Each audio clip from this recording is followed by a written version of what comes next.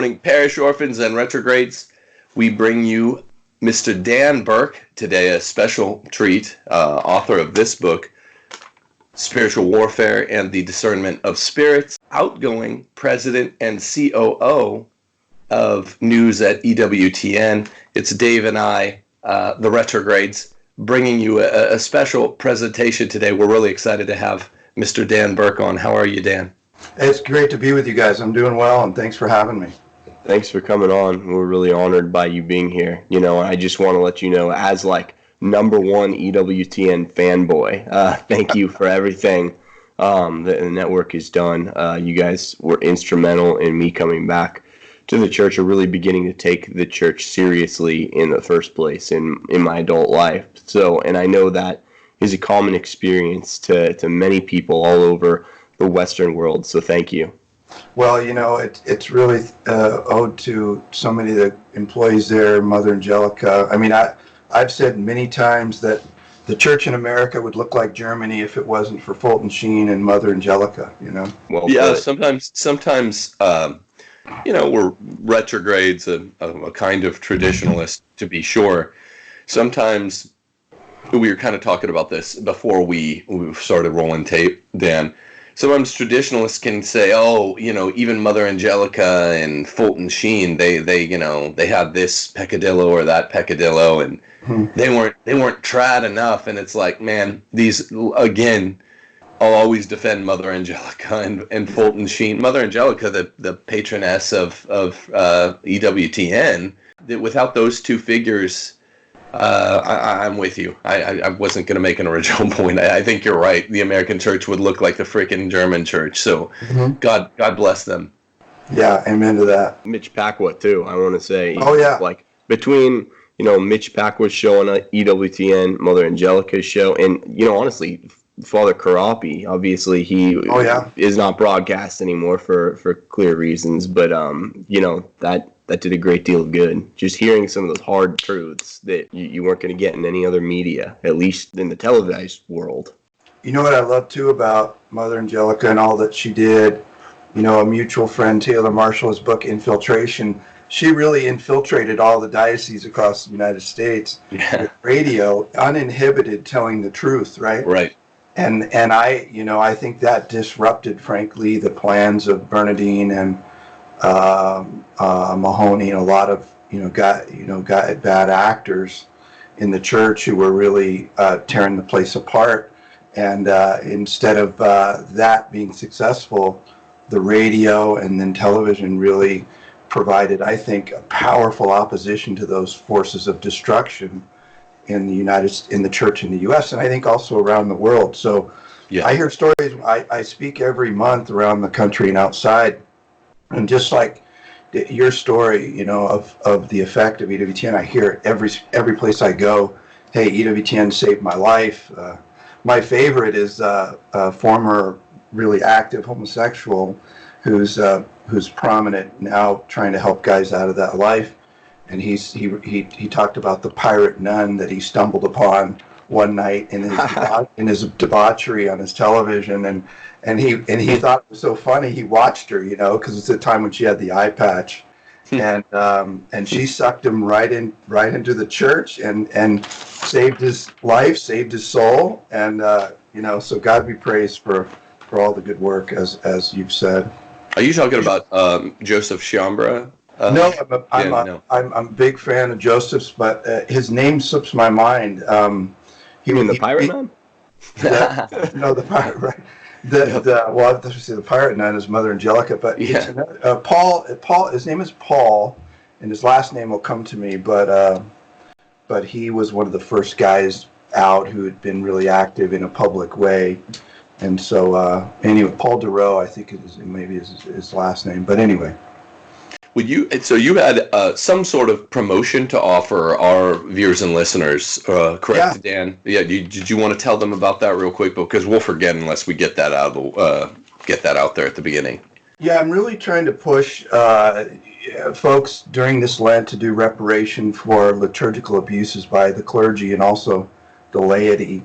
And so I've got an article up that's really striking a nerve. I actually had a priest this morning who sent me a note that said he's going to be offering mass and reparation this morning from the Beautiful. the Ruthenian rite. But if you send a text message to 38470, 38470 is the number, and then you put warfare, WARFARE, in the message. I'll send you a link to that article, and also if you want, you can get, as a follow-up to the show, a free mini course on discernment of spirits and spiritual warfare. So that's 38470 is the text number, and then warfare is the thing that you put in. So Excellent. We'll bless your listeners with that. Thanks. Thank you so much. Yeah, we'll try to put the 38470 and the other info in the show notes, so people watching this, you can comment on it and go there and check it out. Great. So Dan, today marks a special day an outgoing day in your career there at EWTN. You've been president and COO for about the last 2 years. Yeah. And you've been with the Register for the last 10 or probably 11 or 12 years, right? Yeah. We happened to catch you to do this interview on your farewell game, your farewell pitch. Yeah, tell us about that. We're all big EWTN fans here, so we really tip of the hat to you for the red-pilled nature of EWTN's reportage over the last years, really since Amoris Laetitia, and then especially after the Summer of Shame. Tell us about any fond farewells, bleary-eyed, kisses goodbye, whatever you want to do. Today's that day. It's been a wild ride, and I think, the side of the spectrum I come from in the church, a traditionalist side, I think folks think that some folks think EWTN's lost its way, and I can say, and I love saying this, and I've never been able to say it really, is that I was never hindered in what we did with the Register in particular. And then as I began to shape the news overall, the reason I was promoted is because Michael Warsaw appreciated my approach to the news, my beliefs about the news, and the National Catholic Register, which is a prominent voice. More bishops and cardinals read that than any other Catholic publication, and in its print form. Of course, digitally we're huge compared to print, but a lot of people think of the Register, and so in the print form. So anyway, I was never hindered. Now, people might say, well, then why aren't you as aggressive as whoever the list is? And of course, I hired Edward Penton, so I don't know what beyond Edward Penton as far as aggressive. But the other thing is that our standards really were that we needed to have two sources for everything we reported, especially tough issues. We broke, the Vigano Letter. We broke abuse in South American seminary. There's many stories we've broken, and there are other stories we know there are difficult things going on that other people might report on, but we can't get two sources. And we're going to be standing before God, and I don't want to have a false accusation or a misrepresentation of something on my soul, and neither do I want my team to have that. So we've always been, I think, not first, but right in our approach. So sometimes we're a little slower, but what I always tell people is, they would say, "Hey, did you hear this?" I say, "Yeah." Wait till the Register talks about it, and you'll know it's exactly right. That doesn't mean, I said this. I just said this on a Register radio broadcast that'll be on this weekend. I said I don't agree with Weigel's recent comment that people shouldn't consume media like this show, or I think that would be in the category of non-mainstream, right? I think he's dead wrong. Now we published that in the Register, but he has a voice and he can say what he wants, and he's a prominent figure. But I don't agree. I think that guys like you, other outlets that are not establishment in quotes, I really don't care for that distinction, but can sometimes break things and give perspective, actually often, I should say, that's really needed for the health of the church. And this is the new wave of where media is going. What you're doing today, our interview today, is just as substantive and important as the last wave of media, traditional television, traditional radio, and these are the new voices. And I, my prayer is and hope is you guys keep that same standard of intellectual integrity, commitment to the magisterium, but also fairness in how you kind of talk about what's going on in the day. But I think everybody ought to be keying into the new pathways of media. But God bless EWTN and Michael Warsaw and Mother Angelica for all that they've done and are doing. I mean, still today, in terms of total reach, nobody touches EWTN News in terms of global reach. They're not as you'd have to combine them all together.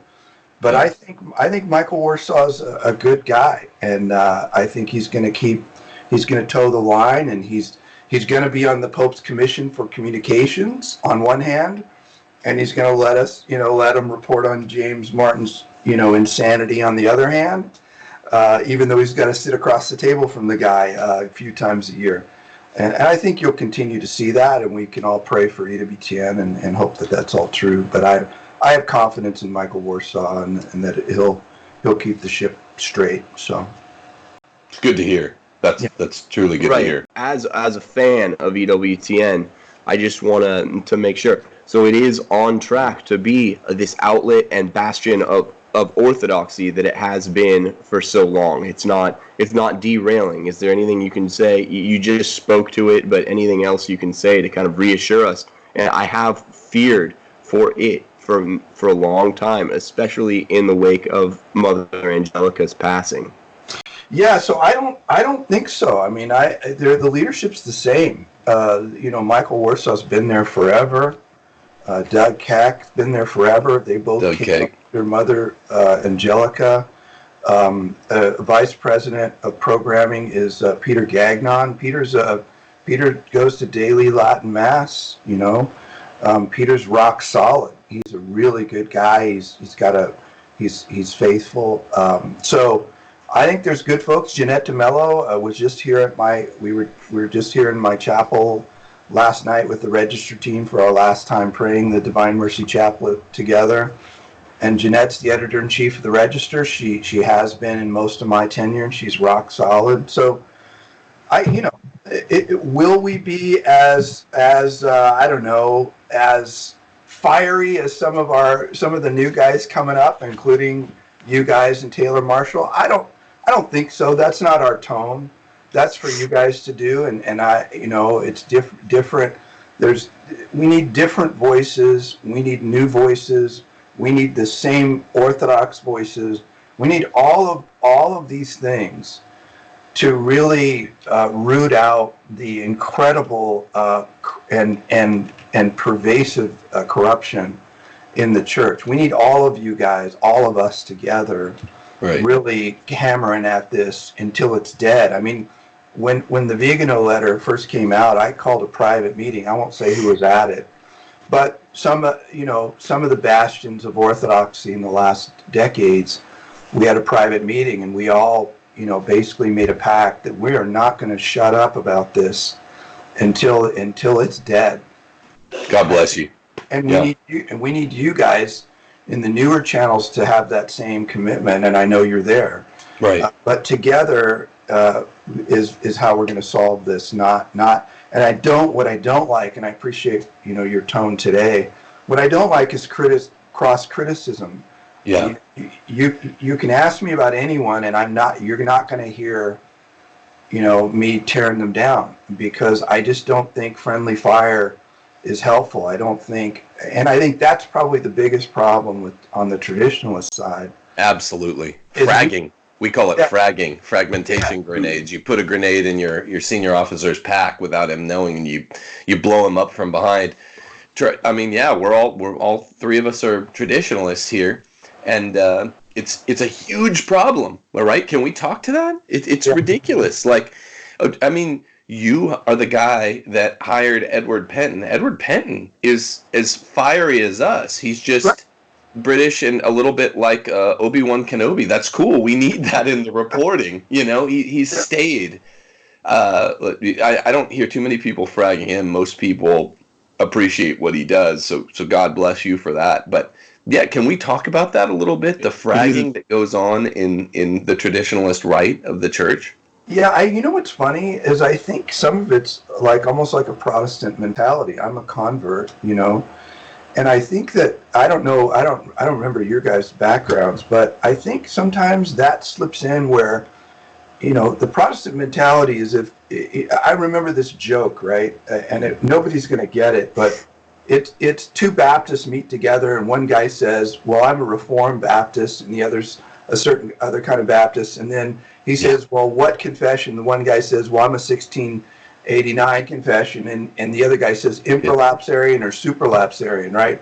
And the other guy says supralapsarian, and the guy says heretic, Yeah. And so we can really kind of miss, listen, if you are for the magisterium and I'm a hermeneutic of continuity guy, which puts me on the outs with some traditionalists or whatever.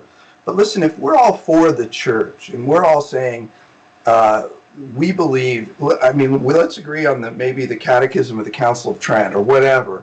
But let's if we're all there, let's give each other some room and keep marching forward and advancing the church, because we're going to win if that's our approach. I kind of like the uniting the clans thing. I've not really been a part of that just because, my former role, it's really not appropriate for me to do that. But I like the idea. We have way more in common. And not only that, Francis Schaeffer was one of the most prominent Protestant philosophers in the last 100 years. I don't know if he coined the term, but it's co-belligerence.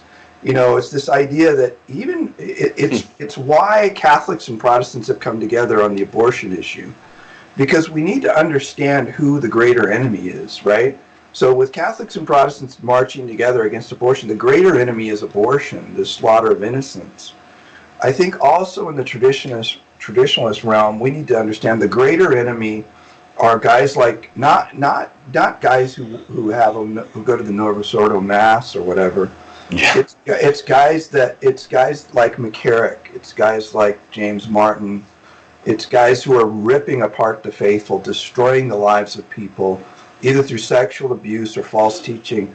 Those are the ones who are harming the church the most, and those are the ones that we should be concerned about, not whether or not you're the Ambrosian right or you're the whatever. Right. It becomes among traditionalists. It becomes so like, what's your favorite flavor of Dr. Pepper? Now that they have the, if you go to the high tech fast food establishments, they've got like 50 sub flavors of Dr. Pepper. It's like, let's just agree we all like Dr. Pepper. Even I've heard a couple of the Eastern Rite Catholic guys get into whose liturgical norms are better, and it's like, that's fine if you keep it friendly, but then it just becomes inside baseball, and you're doing it kind of with the mien of a hobbyist. Fine, but I've heard when people are getting pissed doing this, right? When they're getting angry, or you're not just talking. Okay, what does the hermeneutic of continuity mean to you? Because I count 2 hermeneutics of continuity, by the way. Dave and I are both hermeneutic of continuity guys. We might disagree some as to what it means, but yeah, we're at the Novus Ordo most Sundays because, and only because, there's not a completely licit TLM anywhere reasonable in town. Sometimes I'll drive to LA, but I'm not doing that every week. We live in 2 hours north of LA. I got 6 kids. So yeah, it's like you probably, Dan, wouldn't be surprised to hear that I got some static from some of our traditionalist viewers, because they're like, wait, you're telling me you go to the Novus Ordo a bunch of times? Like, dude, get off the channel, man. I have no interest in that. And it's pissant stuff. It's ridiculous. It's white noise. I'm not driving two more hours so I can get the exact same graces that inhere in the TLM as in the Novus Ordo. The exact same Eucharist, the exact same liturgy of the word, Eucharist, but the same. Yeah. My wife and I and family used to live in Colorado Springs, and once a month we would drive to a particular mass up in Denver for the reasons were just to get some relief, right? And then go back to Colorado Springs and go to our normal parish. Yeah. But so we do that. But I agree with you, and I just think that I think it's destructive. Maybe it's the difference. I don't know if you've thought about this, you guys. It's the difference between what I would call traditionalism or traditionalist. Traditionalism, I think, can be a worship of form, and so Amen. It's a form of idolatry. Whereas you can be a traditionalist, which is that you believe the Latin Rite Mass is the most pure expression, Amen. Right? But traditionalism is worship of rubrics. I won't say who it is I got into it with in the traditionalist camp, but I said that to him, and he's prominent, and he couldn't even fathom what I was saying. I was saying right. There's a difference between worshiping God and worshiping the rubrics, right? And the rubrics are a mechanism to bring us to God. Those are not. I can reject a rubric, or prefer one, but listen, who is it that we're aiming at? It's Jesus Christ, and the Holy and the sacrifice of the Mass, and the Mass is about sacrifice, and I'm here to join my sacrifice with His and be redeemed by His body and blood, and to take His body and blood. And if you guys agree with me, we can do that. Now, we all agree, no tambourines, no stupid guitars, no drums, but in terms of now I'm going to really get in trouble. What about banjos? But banjos are cool, right? No banjos. I'm going to get in trouble right now. A friend of mine got upset because of what I said on the Taylor Marshall show about extraordinary ministers. And I said to them, listen, you need to understand, I would rather you be an extraordinary minister because you're a holy, devout, faithful Catholic than somebody else doing it who's going to do something goofy when they're distributing communion. That said, it's abused. It's an abuse often, and I prefer to receive from a priest for the reasons we all understand. But have you seen Airplane, Dan? Where the scene in Airplane when he's going through the airport and he's being chased around by the different religious groups, and by the end he's punching them and kicking them. That's me avoiding EM. So donations to the Reverend Moon. Jews for Jesus. Read about Jehovah's Witness. How about Buddhism? I'll say it stronger. I don't care if my EM is, a future lay saint. I would rather take the Eucharist from ordained hands, even if I'm not so sure about the priest, just because of the nature of the liturgical norm, and the that's a rubric that matters. But yes, or if your kid gets blessed by you go up, you're holding your baby, and the Eucharistic minister, the extraordinary minister of Holy Communion, not Eucharistic minister, excuse me. I grew up in a weak parish, so it's in the lexicon. Right. But they give your kid the blessing. It's like, oh dear, I'm like trying to shield my child from. There's no lay blessings except for a father over his family. That's the lay blessing. What are you doing? That's cute. You're doing this. It's like I don't need that, man. This is what I'm talking about. We were trying to do a whole liturgy show. Dave and I agree. Don't give a static that we wind up de facto at the Novus Ordo, right? Because we are traditionalists. This is why we use the term, Dan, retrograde. And we are not worshipers of traditionalism. We're worshipers of Jesus. But yeah, I don't agree it's the same amount of graces. Dave and I, we have different points of view on that. But it is the same Eucharist. And more important, and stemming from that, I should say, it's the same Eucharist, and we satisfy the Sunday obligation. Some weeks, you talk to some people that have made a kind of worship of the of traditionalism, and they talk about like every week. It's a kind of emotionalism, actually. It's very Protestant. Oh, every week, going to Mass is beautiful. It's like, dude, even when we had a TLM in town, Some weeks, you know, you go and you feel the ontological impulse to go and to enjoy, and it's, you know, emotionalism is in your favor. Other weeks you have a headache, or the kids are getting in trouble, and you know, it's the summertime months, we live in the desert here. You don't want to go as much, but you go because it's a duty of the faith. Right. So, I mean, that's the most important thing. And some traditionalists will say, "Oh, really? Every week, my heart's on fire." Blah blah. It's unrealistic. It's actually inhumane to talk that way. It is a duty of the faithful to go to Mass on Sundays. Some weeks it's better than others. TLM.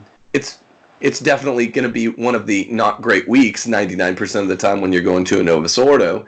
But you do it as a form of being faithful, of obedience, which is a call to growing deeper in your spiritual life. Yeah, if I could offer this, the article that I mentioned at the beginning of the show is, you know, when you go to the Novus Ordo and it causes, you know, some suffering. Now I recently spoke in Virginia, and I have to tell you, I went to 2 parishes that were shockingly beautiful.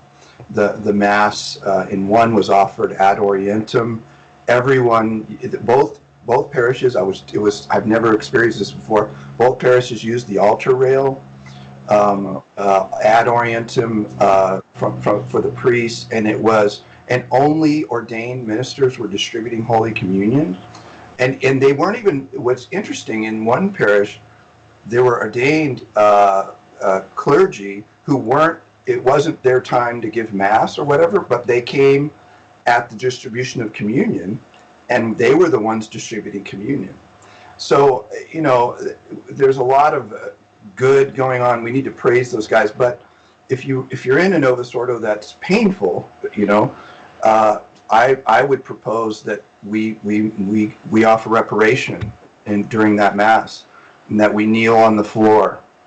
In the discomfort from the floor, we offer up for reparation for the abuses of the laity, because the laity are just as guilty, you know, hand holding and raising and copying the orange posture and all of this junk, right? That's right.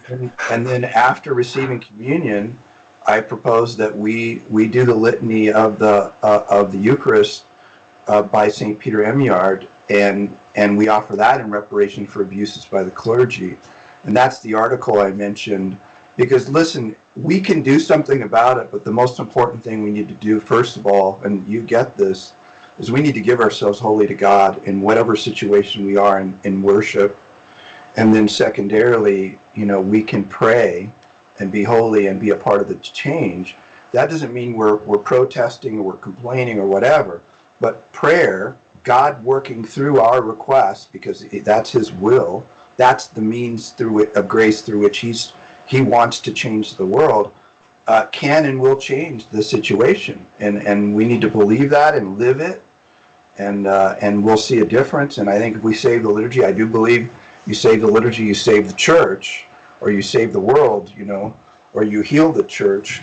But as you know, fighting them with one another is really, the enemy's really happy about that. Then he controls both sides, right? He controls the bad guys who are giving us, you know, who don't believe and who are dropping, you know, don't use patents and are fine with dropping the Lord on the floor. And then he controls the faithful, in quotes, by making them angry. And you know, now he's real happy for that battle. Right, and it is impossible not to be angry in many Novus Ordo liturgies. But hey, I want to. So first up, final question from EWTN: what faction, as it were, of the guys there, like you, were traditionalists that maybe had an appreciation for, you know, TNT type shows in the summer of 2018 and the fall of 2018 and the spring of 2019? I'm just curious, strictly curious. I have to ask. And you know that I don't really know the answer to that question. I know on the register team, all of the team is really, you know, one of our guys is pretty hardcore that direction. In terms of the Anglican Ordinariate, which I appreciate, their liturgy is exquisite. Yeah. And I'm a former Anglican seminarian, so I was so grateful when Benedict made that change. I would say that most of them are Orthodox Novus Ordo guys, but lean toward the traditionalist side of things. I'm for Ed Pettin, of course, is traditionalist, but when I said to them recently, hey, you heard this report out on unbelief, everyone's jumping. I get no resistance to, let's do an entire series on the real presence of Jesus in the Eucharist. It's like, yes, let's do that. So in terms of the remainder of EWTN news, I don't know. I would say, a lot of them are like Alejandro Bermudez, who's head of Catholic News Agency. Yeah. He goes to my daughter. My daughter goes to the same parish he's at, and that is a really rock solid Novus Ordo Mass that's done, I would say, in a hermeneutic of continuity and really well. So it's not a bunch of traditionalists. That wouldn't be true, but they're very orthodox, very faithful. You know what they are? This is the easiest way. They're Pope Benedict Catholics. I think that's probably the best way of describing it. Yeah. That's most of them when Pope Benedict became Pope, there was a huge cheer and a sigh of relief, and unfortunately, a lot of hopes were dashed at his resignation, including my own. That I thought, hey, we corrected some of the bad translation in the Novus Ordo Mass, and that would just be a continued incremental improvement and reform of the reform. And of course, that hope was dashed when he resigned. So I don't know if I answered your question. I kind of got up. Yeah, sure. No, I'm with you. It was roundabout, slow change with Benedict, and then all we're hoping that would not only continue, but it would accelerate after about 8 years of shortened pontificate, life cut short. And we were all dashed. Well, let's talk about spiritual warfare and discernment of spirits.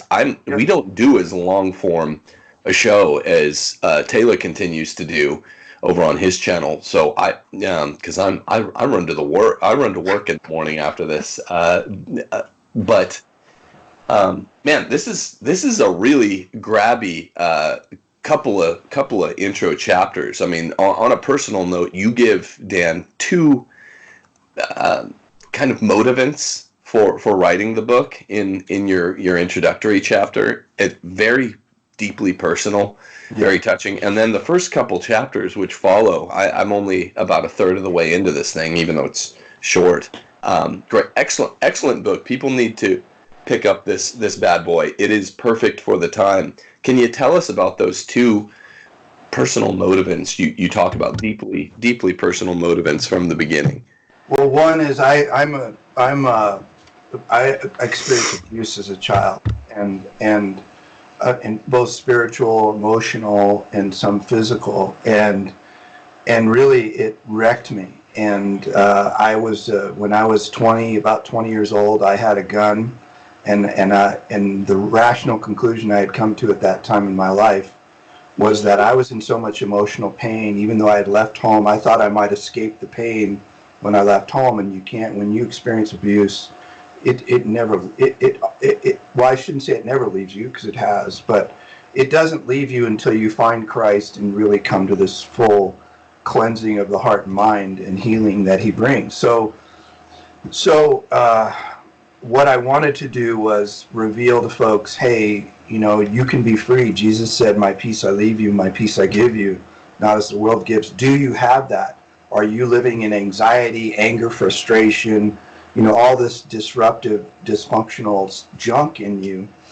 And just to say I was healed, and if I was healed, I didn't have it. A lot of people have it worse than me, but anyone can be healed if I've been healed, both through Scripture and through prayer and through the Catholic mystical tradition. Also, because there's a lot of crap out there now. There's a resurgence of Buddhist, non-Christian Eastern ideas, attempting, syncretism with Catholicism. Yeah. And mindfulness is a huge trend right now. I commissioned another book, if you don't mind me mentioning it, Of course. called Catholic Guide. I'm trying to get a non-glare thing, but Catholic Guide got to it. Mindfulness. There we go. I commissioned that book because of this. It's good research, good scholarship. It's But popping up in this term mindfulness. When I read that part in your first chapter, I was like, holy cow, I was wondering when someone was going to talk about this. So thank you for calling attention to it. It's popping up in things like, I don't want to misquote, like Subway sandwich commercials and stuff. Yeah. I'm like, mindfulness. Athletes are talking about it. IQ, 98 athletes that are just going through the talking points. We executed the offense, but we really wanted to be mindful. I'm like, where's this coming from? Yeah, so John Kabat-Zinn, who was a doctor and a devout Buddhist, had a vision in a retreat, if I got it right, and you can guess where that came from, and basically said, hey, get rid of the Buddhist stuff and just and infiltrate in a bad way the American mind, and he succeeded in doing that, and then it's picked up by really a Catholic guy who's a really great marketer. I really don't want to get into exactly who it is, making a ton of money, by the way, doing it. And it's really junk. I mean, he's claiming that it's the same as practicing the present moment, and if that's the biggest bunch of hogwash I've ever heard. Practicing the present moment is being present with Jesus, with God, knowing that Tim, right now is the only time we can experience God in real time, right? He's with us right now in what we're trying to do to serve the church and to advance the faith. And so the Carmelite understanding of that reality is, I'm aware of that, what I say, how I think, what comes out of me, how I respond to you is all related to his presence now and us honoring that reality. Mindfulness is this idea of being present, which is not a bad idea, but in terms of like scanning your body and how do your ankles feel, and what's the temperature in the room, and that's not. I was just going to ask you, how do your ankles feel right now today, Dan? They're cold, actually. It's cold in Alabama right now. But and then trying to morph it with because it's a cool new phrase, using it as a marketing platform, and that's and the problem is, here's the fundamental issue, because I've had arguments with the guy, I've had scholars try to work with me to confront him, is let's just say mindfulness is fine as a secular practice, which I don't think you can separate it from Buddhism. If you go to Facebook and you type mindfulness, what are you going to find? You're going to get a bunch of things that say Buddhist, Buddhist, Buddhist, Buddhist. Right. And it's a fact. It is an irrefutable fact that when you make someone feel good by a practice that's rooted in the non-Christian East, using their terminology, a good percentage of those people will pursue deeper understanding of the non-Christian East. It is it is incontrovertible fact. Okay, so you can't rationalize and say, well, I've secularized it or I've Christianized it, because too many people in our culture will go pursue it, and they do. And the Center for Yoga Studies, I don't remember the exact name of it, reports that a huge percentage of people who practice yoga, it doesn't matter what their baseline religion was, will go deeper into Eastern Christian ideas. Non-Christian Eastern ideas. And for that reason, I'm against it. We in our forthcoming book, it's not on. We are fellow Sophia authors. Awesome. Dan, have you gotten one of those bad boys? I haven't yet. I'm feeling bad now. I don't know. You asked for that care package because it's really why I signed on the dotted line for Sophia. They sent a care package with Vermont maple or whatever, New Hampshire maple, and a Sophia mug. No, we have a forthcoming book on Sophia called No Christian Feminism. That one's going to set the world ablaze. But our quicker, our more soon to be released book is called Rules for Retrogrades, the name of this program, and it's with Tan Books. But one of the rules is about something we call the Miyagi Complex, and it's about in a spiritually, ostensibly bankrupt West that's abandoned its patrimony, abandoned all of the jewels of its cultural heritage. Of course, what's left in the West? Nothing. So people turn to what we call the Miyagi Complex, the cheap, pseudo-profound wiles of the East, and you're talking about that as well. So Dan, can you tell us why you, at this time, figured it was kind of kairos, time was right to write spiritual warfare and the discernment of spirits? Yeah. So I've been teaching discernment of spirits for years, and at the Avila Institute, and like 70% of the students report in our post course survey that it's been transformational for them. So I've always known I needed to write a book, but really the primary motivation has been one, the false non-Christian Eastern spiritualities emerging in the church to solve the problem that Catholic mystical tradition solves. And one of the things I like to say a lot is Jesus doesn't need Buddha to heal you, right? So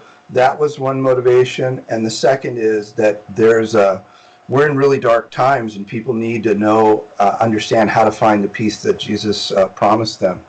And spiritual warfare is very much on the rise. The exorcists are reporting. I have a connection to the exorcism community, and there's a clear consensus that exorcisms are getting more difficult. The whole Pachamama worship sacrilege in Rome, a number of exorcists have reported that increased the demonic activity they were experiencing in exorcisms. And so we're in a dark time, a confusing time, and I thought, we need the light of a spiritual warrior like St. Ignatius of the New Testament, to light a pathway to say, hey, if God has not called you to a place of anxiety, he's called you to this kind of transcendent peace, the peace that passes understanding, which St. Paul called it, or transcends understanding. And Paul called us to that peace, right? When people were being crucified, imprisoned, everything taken from them in the first century. And if he can say, or James in that time can say, count it all joy, my brethren, right? Or Peter can make that same call, or then why is it in our time it wouldn't be expected to be normative as Catholics that we know peace even in the face of the storm? So that was my motivation, is to say, hey, God has called us to this. He paid a price for it. He's given it to us. He wants to give it to us. He wants to heal us. Let's appropriate that reality, and so we can be lights in the midst of the darkness instead of victims in the midst of the darkness. Sure. No, so it's basically, to sum it up, would you say it's like a spiritual combat guide for the modern era? Is that fair to say? I love that. I like it. Maybe we'll retitle it or something. But yeah, it is. Sometimes when you reference back to the saints, people think, oh, that's old, But St. Ignatius was a warrior before he really converted in his Catholicism. He was a Catholic, but he was a bad Catholic. And when he really had his conversion, he became a spiritual warrior par excellence. And a lot of people don't know that, and know that he actually wrote guidelines for how to fight the spiritual battle that are really, true and necessary in our time more than ever, probably more than even when he wrote it, although it was tumultuous back then too, with the rise of the Protestant revolt, Lutheranism in particular in that area of the world, in Spain. But it's a spiritual combat manual, no doubt. Could you give us some of these Ignatian principles as kind of distilled by you in the book, for how to tell if an impulse is coming from the Holy Spirit or from, I guess, the spirit of darkness, whether something, so often we cook something up in our minds, or we get a kind of a desire to do something or to not do something, and it's hard to tell, is this the will of God, or is this perhaps, just the will of the flesh, or is this the will of principalities that might be kind of dark? Yeah, so rule number one, there's 14 rules that I cover in this book. Rule number one says that if you're going from mortal sin to mortal sin, the good spirits work a certain way and the bad spirits work a certain way. And by the way, contrary to the most popular teaching I've heard in the church about it. What it says is that if you're struggling with habitual mortal sin, the bad spirit is actually going to give you peace, a kind of a false peace. And the bad spirit's going to try to comfort you and appease you that your sin really isn't a sin, and reminder, but you really love her, so it's okay, and you really love each other, so it's okay, and really to cover over the sin. And the good spirits are going to actually make you feel bad about it. They're going to, St. Ignatius says, prick your conscience and try to, with a reason, convince you that what you're doing is bad. So the good spirits actually take away peace. And so this goes into counter what you hear most of the time, which is, if you have peace, it's God's will. Well, that's absolute baloney. If you're in habitual sin, you're likely only going to feel peace when you're sinning, and God's going to make you feel bad until you repent. And then you're going to find the authentic peace. So that's one of the rules that countermands a lot of the false teaching. Another one that's really, really powerful, and actually it's the first time I read Discernment of Spirits, I read this rule and I remembered it, and then I set it aside for a few years and then finally went back and dug in, a bit deeper.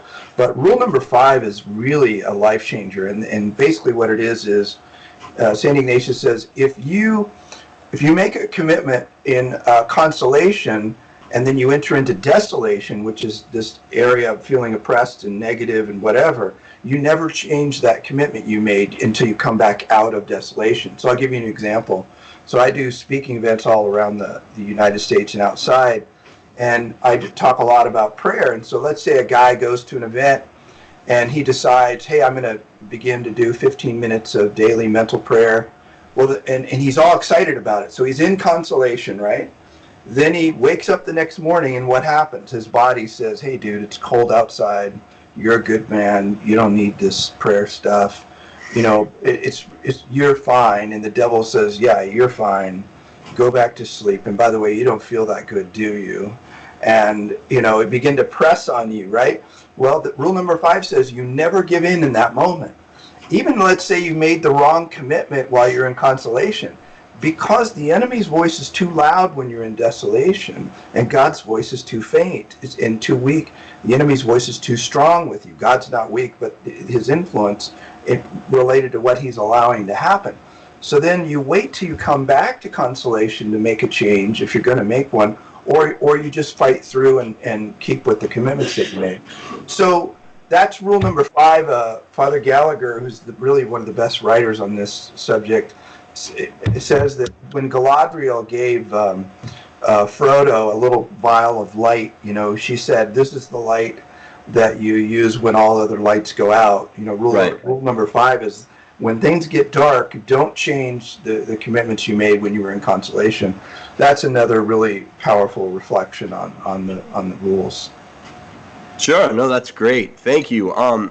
Well, that brings me to, I guess, a natural segue into something else. Is how can you tell if consolation or desolation are specifically natural or supernatural? Some of these things, you're in a kind of a natural desolation, and a lot of times there's overlap between your periods of natural consolation, supernatural consolation, natural desolation, supernatural desolation. How can you tell where you're at? So many times this life can be such a whirlwind, and it's hard to just get it, to zoom out and to have like a bird's eye view of where you are in the spiritual life. I like that zoom out. It's thinking about what we're thinking about, right? Or trying to analyze. It's what we can do different than the animals can do.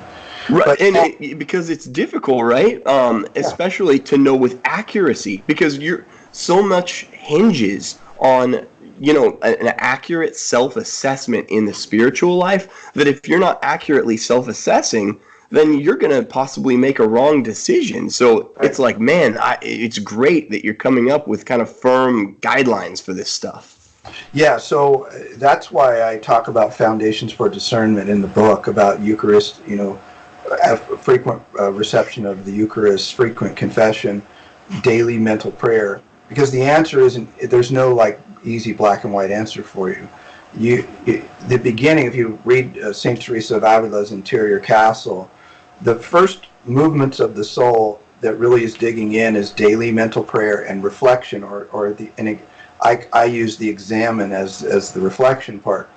Why is that? Because as you begin to draw closer to Jesus, you begin to realize who you are. You understand yourself better. You understand God better. You're more awake, right? So then if you couple that with the practices of discernment, you learn over time, oh, that's my voice. For me, I've lived with life-threatening illness my whole life, right? So and it really wrecks me a lot, and it knocks me out physically and all of that. It's taken me a while to really distinguish, okay, I'm feeling really bad, but this is just physical desolation and I'm okay. Or I'm feeling bad and now there's spiritual on top of it and I need to fight it. But, the bottom line is no matter what it is, the rules apply, and that is, if you have physical desolation or spiritual desolation, what do? You draw near to Jesus. James 4:7, resist the devil, draw near to God, he'll draw near to you. And you choose to orient your mind to gratitude. You choose to orient your mind to, I'm going to get through this because God is greater than any trial that I'm facing. So even if you can't make a great distinction between the two, which only comes through time and practice, you can still use the rules and help yourself out and orient yourself to God, and he can help you out of the desolation regardless. So it's a complicated, I get asked this a lot, and unfortunately there's no real quick answer. It's just really digging into your spiritual life, coming to know yourself over time, and then it's easy to distinguish, oh, that was my voice or that was God's voice or whatever. That's something I've experienced in my own life. It's like, okay, this opportunity has presented itself or something. Is this just me wanting to jump at this, or is this something that God is truly, directing me to? Is this a door that God is truly opening for me? Or is this just coming at the, as the natural fruit of my own endeavors? Right. Yeah. And there's a second set of rules that even more applies to what you're talking about that I didn't write about in the book. It's for those. So the first set of rules 1 through 14 are really, if people understand the difference between the purgative, illuminative, and unitive ways, the three phases of the interior life, the first set of rules that I write in the book are where 99.9% of Catholics are, and that's in the purgative way somewhere. And that's for people who are battling against habitual sin. In the illuminative way, if you get past that battle, then you start getting more subtle sorts of temptations that are to good things that are not God's will. And that's even harder to discern. But if you practice the discernment of the first 14 rules that I write about in this book, by the time you get to where you can use the second set, you really are it's a lot easier. I'll give you an example. I'm an outdoors guy when I was a kid, and I've done a lot of stuff outdoors. It's been a great joy in my life, So I have this keen sense of wildlife, and my wife and I can be in an area and I can see, a deer or a snake or something running around in the foliage, and she's like, "How do you see that? I can't even see that." It's like, well, some of the best times in my life are outdoors, and I sort of learned how to spot those things. And so I have a natural instinct to, there's, that's different in the landscape. Oh, what is that? She doesn't have that.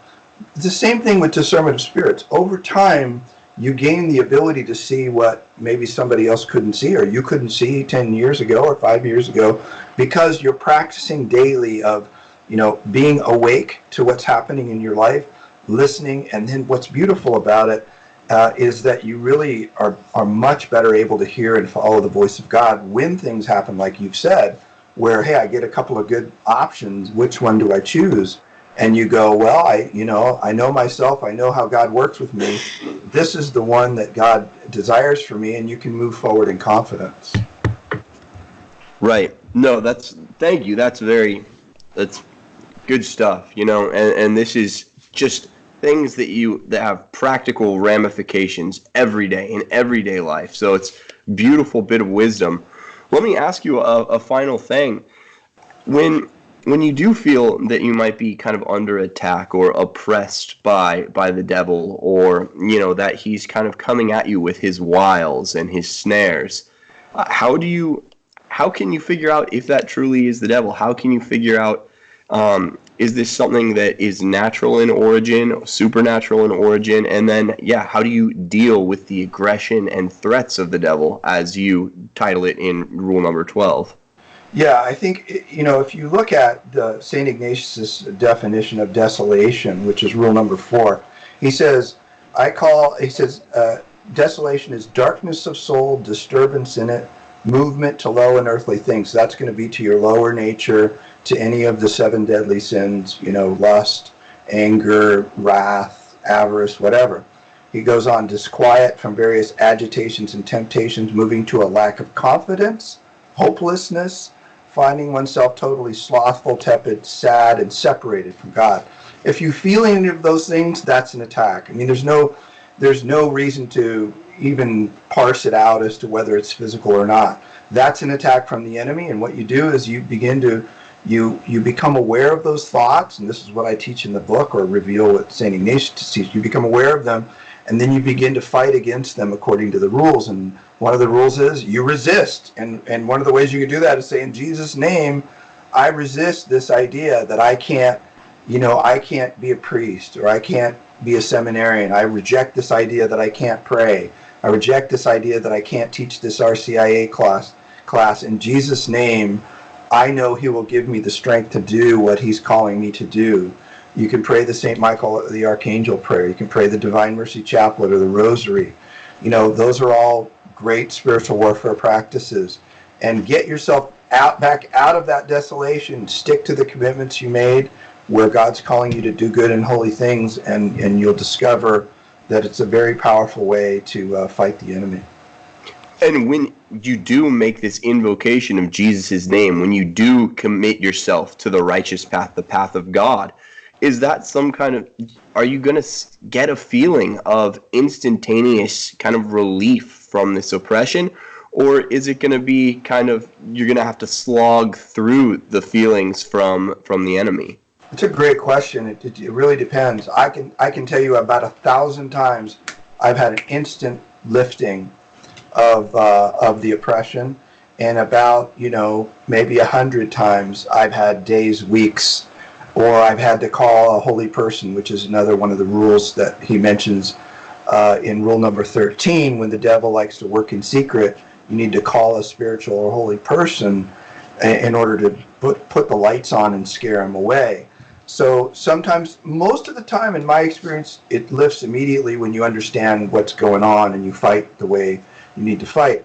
But sometimes, for reasons of our sanctification and purification, God allows us to wrestle a bit more with the enemy to strengthen us and to teach us something. And so those are harder times when we got to fight over and over and over again. Sure. Well, Dan, thank you so much for being with us. I think we're out of time. We're kind of up against the clock here for today. But please, everyone, go out and buy Spiritual Warfare and the Discernment of Spirits. I think, honestly, it's a breath of fresh air in a time of confusion. The devil works in confusion. We see great confusion, even in the ranks of the upper clergy now. And it's a time, I would say, of widespread confusion in the church and in the world in general. So please, buy this book and implement some of these practices. Take this wisdom, mine the book for these bits of wisdom, because truly, to bring some of these old techniques of the spiritual masters into the modern age is something, it's a great work of charity and mercy. So truly, you're to be commended, Dan. Thank you for writing this, and I think your instincts for writing this and writing it right now, most of all, that's great. You're just spot on. There's so much confusion, so much desolation out there, spiritual desolation in modern times. So, I can't say enough how much this is a breath of fresh air and is sorely needed. Well, thanks. It's I appreciate you guys having me on. If you don't mind me telling folks again, one, spiritualdirection.com is where you can buy the book, spiritualdirection.com. But also, if you want to send a text out to 38470, it's 38470, and then the message would be warfare. I'll send you a link to a great article about how to make reparation for liturgical abuse, but also you can join that site, and there's a free course that follows along the book topic that's a few hours long that I think you'll be really blessed by. But it's been great. It's great to be with you guys. I'm grateful to have you have me on and talk about this important topic. Well, it's always great to have on a fellow Sophia author and somebody who's been working with EWTN has been such a great blessing to the faithful worldwide through that medium. So thank you for coming on and blessing us with some of these tidbits of wisdom in your time today. Awesome. Well, it's been a pleasure. The book is Spiritual Warfare and the Discernment of Spirits. Don't want to say that wrong. Dan Burke, it looks like an excellent book, and it reads in a truly exciting fashion. I encourage everyone out there to go pick this thing up. It's Sophia Institute Press. Thank you for writing it. The book draws you right in, and I can't think of a more necessary book in this time period of the church. So thanks a million for writing it, Dan. I appreciate you guys having me on. It's been fun chatting with you before and after. Thank you for coming on. Yeah, no, it's been great. Sorry, I've been hacking up along here. I'm still on the tail end of a sickness. So, yeah. All right. God bless you guys. Thanks. God bless you. Have a great day. God bless.